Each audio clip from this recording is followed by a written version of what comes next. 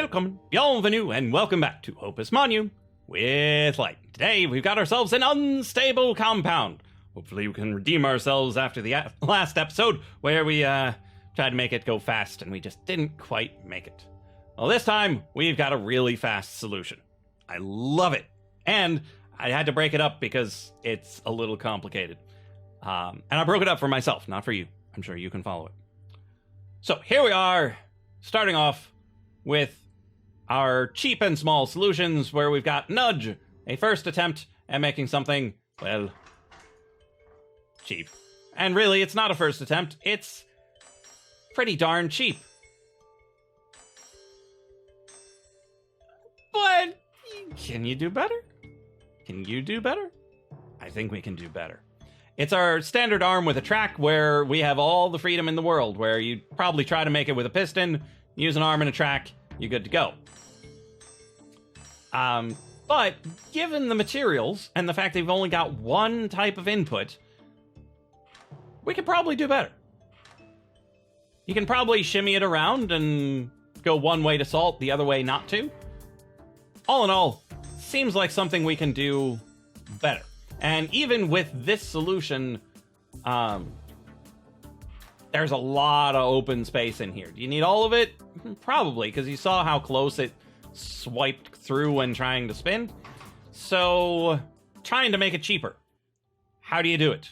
Well, clearly, you need to have it just be one fixed arm. You need it to be length 1, because otherwise it can't use the binders.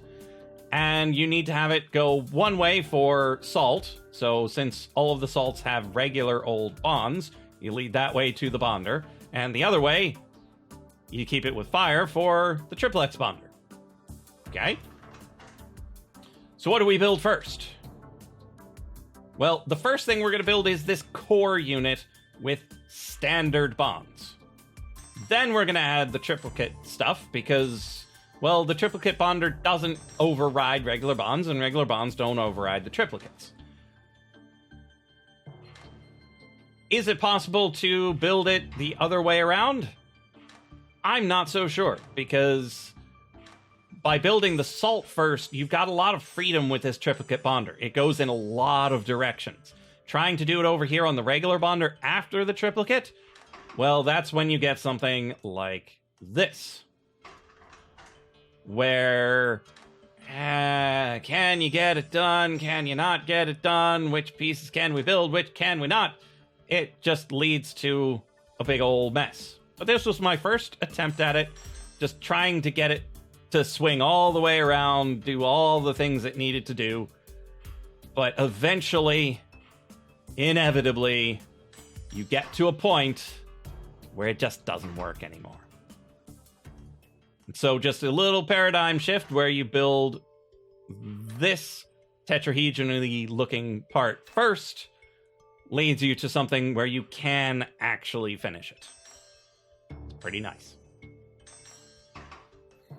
So, that's cheap. Not getting cheaper than that. Now, we need to make it small. First attempt at making it small, we've got this, where I'm like, okay, if you nestle the stuff up in with the edge of it, you can build something that overlaps it quite a bit. Okay, you build the center part, because, I mean, it's a center part, you need to build it eventually, and why not at the beginning? And we can build the whole central piece without using too much in the way of extra space. We can build this part, and then it starts going a little janky, where we end up using a lot of stuff over here because I just couldn't get the ending to work.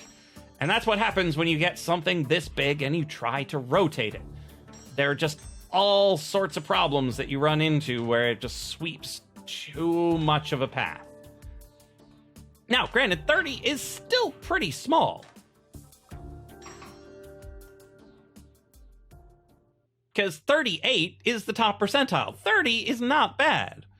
But you saw how far it swung out there. That no way is that as good as you can do. And so, I think we've all played enough Dark Souls to know, don't get greedy. The biggest problem that we had here was I tried to minimize how many tools I used. because you don't want to get extra bonds in the middle, you don't want to use up space you don't have to. But in doing so, I probably nestled it in too close, and I made it such that there wasn't room to get the job done, particularly in the end game. When you've got this core and you're trying to attach things to the ends of it, you really should just keep it static and attach things to the end of it. Well, right now we can only attach it over here. Well, if we put another bonder over here, well, we'd probably have an easier time of it. And that's exactly what we do. By putting bonders on each side of it, we can then at the end just attach the salts and you're good to go. And so that's what we do. We use similar methods for building up the core. We do a triplicate bond. We do triplicate bonds all around. And then we add the middle part. Now this is different than what we did on the other small one, but it's comparable to what we did on the single arm thing, where we build part of it, then we use the other bonders to get the other part done. And you can see there in the middle, we attached it, we shifted it over such that spinning it wouldn't cause a problem. And then we got it into place such that we could then attach the last two salts. But there's a lot of little fiddly shifting around things that need to be done to get this working. But again, there's still wasted space. There are still hexes that don't have a tool on them. But really just the one, because we need that much track to get this job done. The really important thing is not to waste this hex right here, trying to move this to there, or during the resets.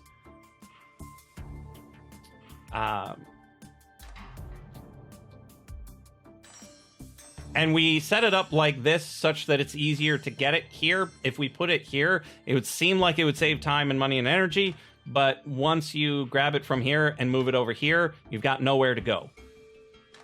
Because you don't want to swing it over this hex, because that would be wasting a hex. And so by putting it over here, we're able to pull it in here, and then salt it, and then move it back over here where it's needed. And there are, I believe, 2 points in which we need this hex. Where we just have to get it, yeah. That we had it right there when getting this into position with that. And we have it right there when, twice, when setting up this thing. So we use that hex 3 times, which makes me feel pretty decent about how crucial it is to use it. But I still feel like you might be able to bring this one down by 1 more. Not sure how, but I'm confident you could do it. And if you did, feel free to leave a comment down in the comment section, or on Twitter, or in my Discord. Links are down in the doobly-doo. So that's our lovely, lovely, don't get greedy, tiny solution. Okay, now for speed. My first attempt was on a stream, and I just wanted to get it done. I just wanted something that created a product, and I like the way this one moves, and the way it kind of sounds, and it's not an elegant solution, it's not a good solution, but I like the sound it makes, and I like all the spinning, and all in all, it was kind of fun. 92 cycles as opposed to 73, yeah, no. But it does illustrate some of the finer points of, well, what on earth can we do with this thing? Well, you could break it into pieces and try to make it work that way, but there's a lot of triplex bonding going on. And so you really need to prioritize which things you do when. And pay attention to how long it's going to take to get any given thing done. Also, you've got 10 atoms worth of stuff. So you're going to have to split it 5 by 5. Whereas this guy only uses 4, and this one uses 6. So we take that knowledge, and we start from scratch, because that solution was absolute garbage. Now, I went right for a really good solution here. I had a lot of practice before working on this one, so we knew what we were looking for. Let's actually come back here and take a look at what we're looking for. So we look at this thing and go, okay, which thing should we add last? And more accurately, which two things should we add last? Because you're pulling these fires out, and you're pulling them two at a time, and you want that last pair to take as short a trip as possible. Well, it's certainly not going to be the inside, because each of these things takes a triplex bond to get done. So there's no way they are going to be last. Each of these other salts, however, they only need to come out, be salted, bound, and dumped. As opposed to bonded, bonded, bonded, and dumped. And in some cases, bonded a fourth time. So yeah, that's 4 bonds that need to happen to each of these things before they get dumped. So there's no way the inner 4 are last. So you have to focus on the salts being last. So with that in mind, we go to our halfway solution. It gets you halfway to where you want to be. It focuses on the salt. What needs to happen for the salt to work? So we definitely need a fire to get bonded, salted, and dumped. So we focus on that first. Fire, bond, salt, dump. Great. We also need a fire from up here to be grabbed, salted, slung, and dumped. So fire, salt, bond, dump. Pretty sure it's this one. It could be up here. Pretty sure it's this one right here, because this one takes a nice long trip around the outside, which I really enjoy watching.